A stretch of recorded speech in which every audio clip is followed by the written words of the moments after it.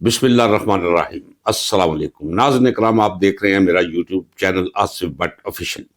آج کے موضوع پہ ذرا کان کھول کے رکھیے گا، اور میری آپ سے گزارش ہے کہ اول تا آخر یہ ولاگ ضرور سنیے گا اور دیکھیے گا۔ میرا اس ولاگ میں فوکس نظام عدل و انصاف کی آبرو ریزی جو اب تک جاری ہے اس پر، اور اس کے رد عمل میں آنے والے استعفوں پر رہے گا۔ یہ تو آپ سن اور جان چکے ہیں کہ سپریم کورٹ کے اس وقت جتنے بھی ججز وہاں ہیں ان میں سب سے سینئر جسٹس منصور علی شاہ، جسٹس اطہر من اللہ، انہوں نے استعفے دے دیے۔ ان کے ساتھ ہی لا اینڈ جسٹس کمیشن کے رکن مخدوم علی خان نے بھی اپنے منصب سے استعفیٰ دے دیا ہے۔ یہ استعفوں کی برسات یہیں تک نہیں رکے گی، یہ آگے چلے گی۔ جب میں یہ کہوں کہ ناظرین اکرام ذرا یاد کر لیجئے گا، تو یہ میرا رائٹ ہے کہ میں آپ سے یہ استدعا کروں، آپ سے یہ گزارش کروں۔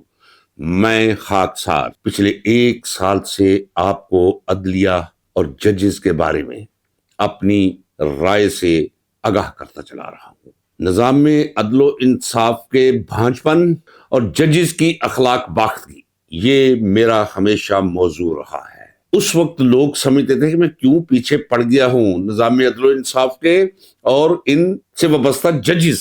اب سمجھ آنا شروع ہو گئی ہے میرے سامعین کو، میرے ناظرین کو۔ میں ساتھ ساتھ یہ بھی کہتا چلا رہا ہوں کہ ایک بغاوت ہے جو پک رہی ہے، کیونکہ زندگی کا کوئی دائرہ ایسا نہیں جس میں برائی کے ساتھ اچھائی ساتھ ساتھ نہ چلے۔ ہاں، میں یہاں ایک بات کلیئر کرتا چلا جاؤں، توبہ کا دروازہ ہر وقت کھلا ہوتا ہے۔ انسان وہ ہے جس کے اندر تغیر، تبدل اور ارتقاء آئے ہیں۔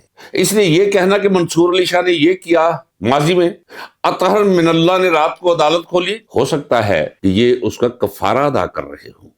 سوال یہ ہے کہ موجودہ لمحے میں جو انہوں نے فیصلہ کیا ہے، ہمیں اتنا ضرور سراہنا چاہیے کہ کوئی تو حق کی آواز آئی۔ کسی نے تو شیشے کے گھر میں رہتے ہوئے شیشے کی دیواروں پہ پتھر مارے ہیں، کتنی تکلیف پہنچی ہے آگے چل کے میں بتاؤں گا۔ یہ کرمنل خلقی اور پیدائشی طور پہ رانا ثنا اور ایک مجہول النسب سینیٹر فیصل واوڈا، یہ آگے چل کے میں بتاتا ہوں۔ اور میرے اس شہر کا کلرک خواجہ آصف، اسے کیا آگ لگی ہوئی ہے، کیوں لگی ہوئی ہے؟ وہ بھٹی میں، بھٹیارے کی بھٹی میں جب سوکھی مکی کے دانے ڈالے جاتے ہیں تو آپ نے دیکھا ہے کہ وہ پھول بن کر اڑتے ہیں۔ ایسے لگتا ہے کہ یہ تپتی ریت پہ کھڑے اور اچھل رہے ہیں، ان کے پیر نہیں لگ رہے ہیں، تکلیف سے، درد سے، جلن سے۔ اس پہ بھی میں روشنی ڈالوں گا۔ اے میرے قابل احترام مجھے سننے اور مجھے دیکھنے والوں، کیا آپ کو یاد ہے کہ میں کہتا چلا رہا ہوں کہ بظاہر حالات ایسے نہیں، نا امیدی چھلک رہی ہے، مایوسی ابھر رہی ہے حالات سے،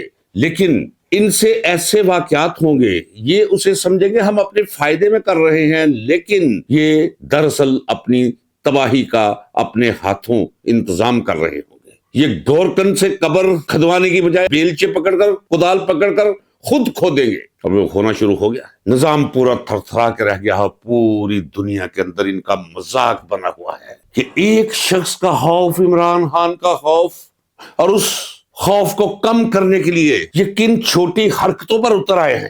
سارے ادارے تباہ کر دیے۔ آپ بھی سمجھتے تھے کہ عدلیہ کو جتنا برباد کرنا تھا انہوں نے کر لیا ہے، بس اس کے بعد اور کیا بربادی کریں گے، لیکن اب دیکھیے اب تو رہنے کچھ نہیں دیا۔ پچھلی ویڈیو میں نے کہا ہے، لیکن اب پھر میں کہتا چلا رہا ہوں، اب سپریم کورٹ اور ہائی کورٹ، میں اسپیشل کورٹس کی بھی بات نہیں کرتا، سینٹرل کورٹس کی، نہ میں ڈسٹرکٹ کورٹس کی بات کرتا ہوں، میں ہائی کورٹس اور سپریم کورٹ، ان کورٹ میں وہی جج بطور جج بیٹھنا قبول کرے گا جس کی رگوں میں ویسا ہی خون گردش کر رہا ہوگا۔ جو خون رگوں میں گردش کر رہا ہو تو انسان اپنی محرمات کو سجا بنا کر عباشوں اور عیاشوں کے لیے ہوٹلوں میں اور فارم ہاؤسز میں چھوڑ آتے ہیں۔ اس کماش کے لوگ بیٹھ سکیں گے وہاں جو کچھ انہوں نے حالت بنا دی۔ اس لیے آپ سے گزارش ہے کہ انہیں جج نہیں سمجھنا، یہ جج نہیں ہے ناظرین اکرام۔ اور جس طرح مجھے کہنے دیجئے، ساری دنیا آج سعادت حسن منٹو کو کیوں کہتی ہے کہ کیا کمال افسانہ نگار تھا؟ وہ اس لیے کہ لوگ سمجھتے تھے یہ کوئی فحش نگاری کر رہا ہے، اور بابا جو کچھ معاشرے میں ہو رہا ہے اس کی تصویر آپ کو دکھا رہا ہے، اگر وہ فحش ہے تو فحش صحیح۔ اس وقت سسٹم، ججز اور ہمارے وکلا میں سے جن سے آپ کو توقع ہے کہ یہ بار کاؤنسلز، استغفر اللہ، کانوں کو ہاتھ لگائیے، یہ ایک ایسا قماش ہے، یہ ایسی مخلوق ہے کہ جن سے آپ غیرت کی اور عزت کی توقع کریں گے؟ نہیں نہیں نہیں، بالکل نہیں۔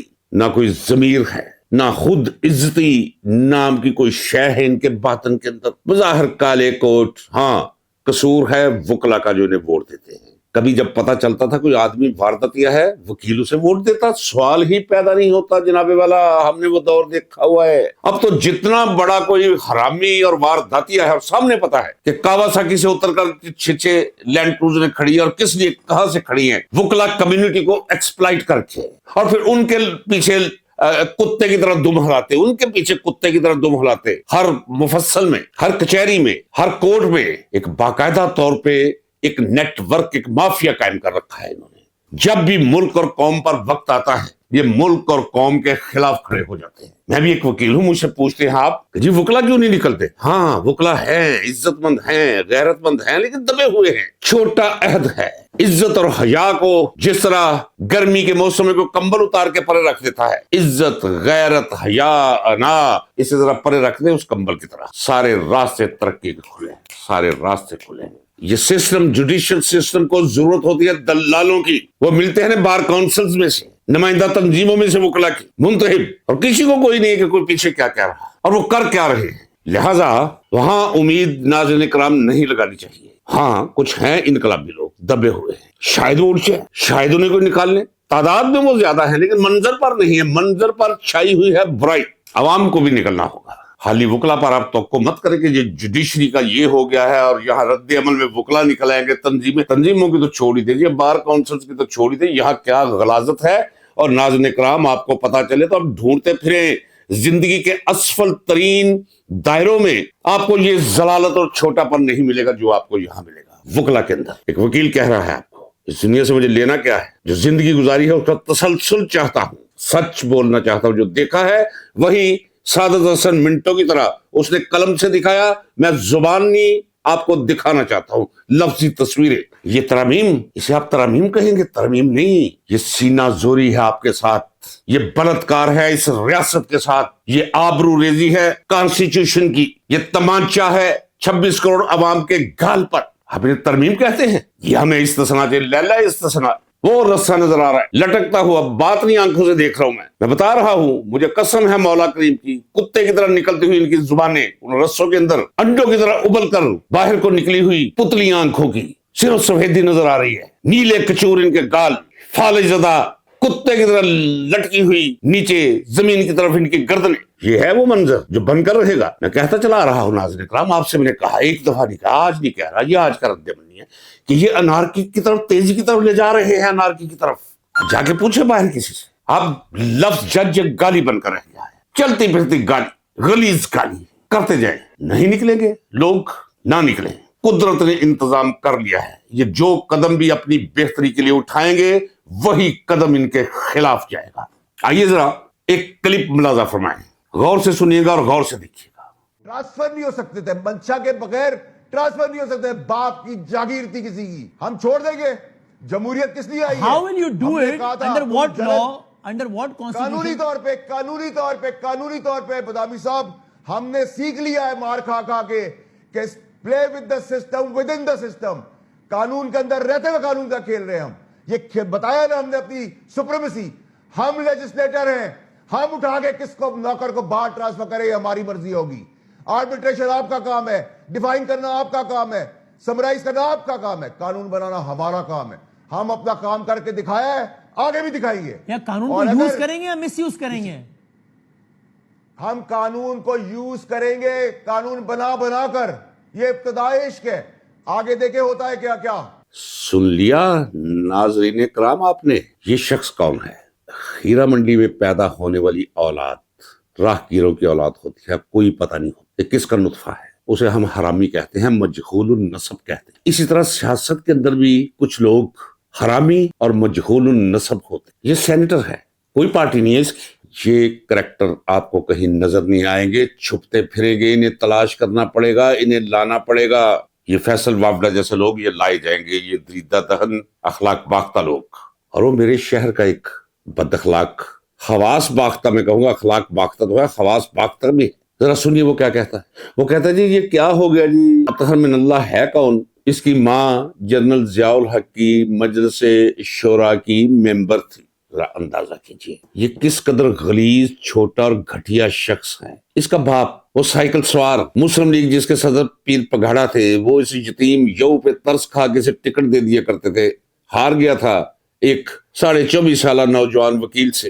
اور پھر آگے جب چلتا گیا تو جنرل ضیاء الحق جب اس نے تختہ الٹ لیا, اسے لت پڑ گئی اقتدار کی. اسے مولویوں نے مل کر کہا کہ ایسے کرے جی, کوئی ضرورت نہیں, اسلام کے اندر جو ہے نا انتخابات نام کی چیز ہی کوئی نہیں, اہل حل و عقد کی ایک مجلس شورا بنائے. تو اس نے کہا کہ ایک چیئرمین کی ضرورت ہوگی, پھر کیا کیا جائے؟